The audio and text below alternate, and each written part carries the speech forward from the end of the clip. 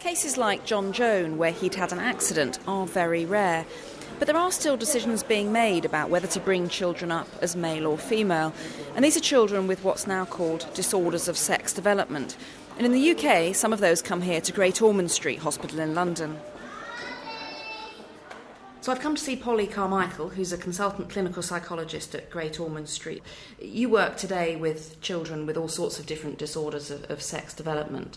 Many people think that physical sex is defined clearly in two categories, and either you're a girl or you're a boy, and perhaps also that this is determined before you're born in one step. And in actual fact, there are a series of steps. So there's your sex chromosomes, there's your gonadal status, that is the organs that differentiate into ovaries or testes under the influence of hormones, and then there's also your physical appearance. And so in the course of sexual differentiation before a baby is born, there are a number of ways in which things can go differently. And I guess in terms of the babies we see here, it would usually be a referral because there was some ambiguity in terms of their physical appearance at birth. How do you think David's case would be treated today? I think the major differences would probably be that we now have well-functioning multidisciplinary teams around the country, so that the decision would be taken by a variety of professionals. The parents would be much more involved in terms of the decision-making process, and we would, as far as possible, present evidence in terms of the trajectories throughout life for an individual based on particular decisions. With David, one of the difficulties for him was when he discovered what had been done and the secrecy over it, and that he was devastated by this having been kept from him. Would we see that sort of secrecy these days? I think secrecy has been incredibly damaging, and over the last 10 to 15 years there have been incredible shifts in the way in which this sort of situation is managed. Obviously, disorders of sex development are incredibly complicated. And so, whilst we've moved towards full disclosure for all individuals, and I think that's absolutely right, there still remain many questions around how and when that should happen. John Money tends to come out as sort of the bad guy of this story, that he was sort of almost experimenting or wanted to just push forward his own theories. Is that fair, do you think?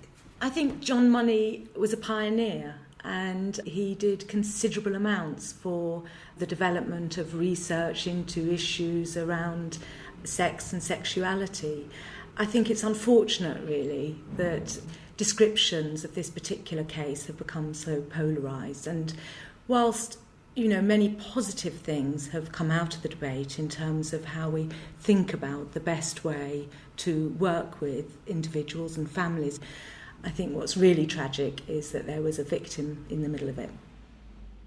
In the spring of 2002, David's twin brother died from a drug overdose.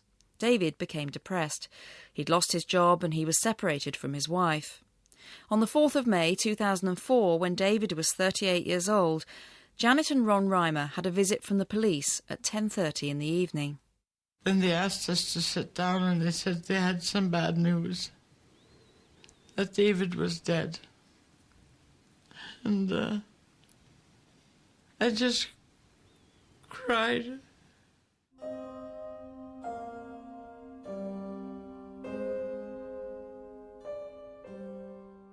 David killed himself in 2004. How did you hear that news? His father phoned me. I had been in touch with the family in the years after the book had come out. You would hear about the ups and downs. His brothers died, things aren't going well with his wife. He also lost a huge amount of money as well, all at the same time. So does that mean that we can't know whether he killed himself in the end because of the fact that he was brought up as a girl, or could it have been all the things that happened later? I think it would be a mistake to say that it was solely because of his childhood or the original botched circumcision. It was so many things, but it was also the fact that depression existed in his family. His mother had been treated for it. So David also had a bad genetic hand dealt to him.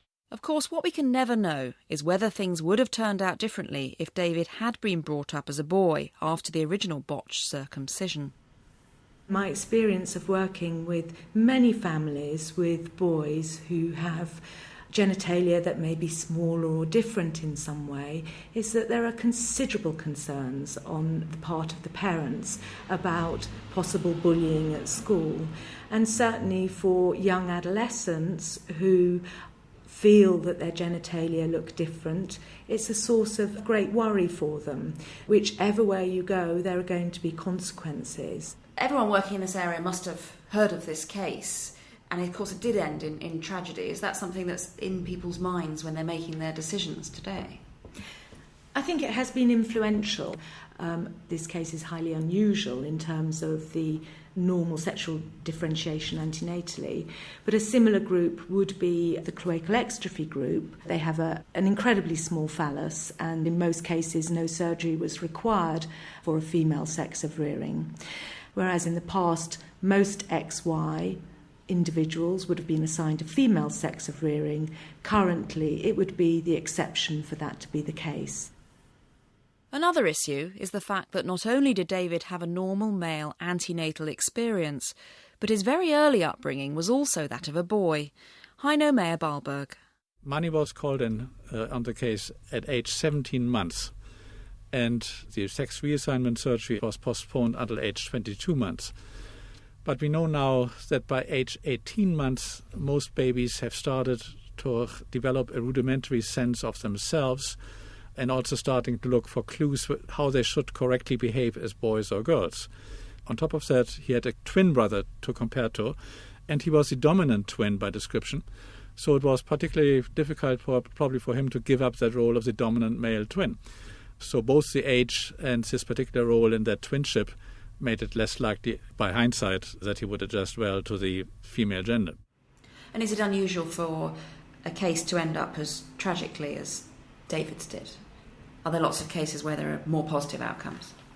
In my experience, absolutely. You know, one of the wonderful things about working with children and their families is that children are amazingly resilient and adapt. And with support, I'm constantly amazed at what children are able to take on and manage.